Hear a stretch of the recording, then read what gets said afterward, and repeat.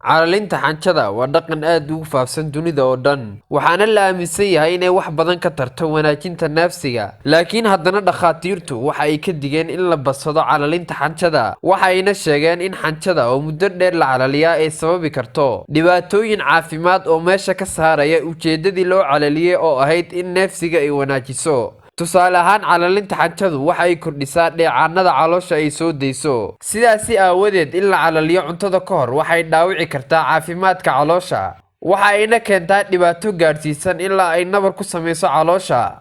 Waxa intaasi dheer in calalinta xanjadu ay sababi karto calool xanuun, dibiro iyo weliba naqaska caloosha oo xidhma. Xanjada nooceeda aan sonkorta lahaynna waxa u sii dheer inay dadka u keeni karto shuban.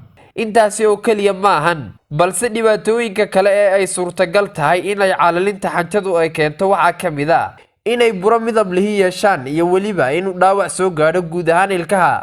Arrinta ugu khatarta badan ay khubaridu ogaadeen ayaa ah inay calalinta xanjadu ay dhaawici karto xasuusta dhow.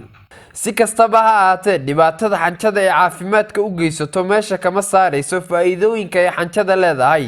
Jaamacadda Waseda ee dalka Japan ayaa daraasad ay hore ugu sameysay calaanshiga xanjada waxa ay ku ogaatay in qofka marka uu soconayo xanjada uu calaliyo ee caawiso xawaaraha orodkiisa marka la barbar dhigo qofka aan xanjada cunaynin. Cilmi baadhis uu qoray wargeyska The Sun ee ka soo baxa dalka Ingiriiska ayaa iyaduna muujinaysa in calaanshiga xanjada ay kor u qaado garaaca wadnaha, taasi oo la aaminsan yahay inay u fiican tahay dhimista miisaanka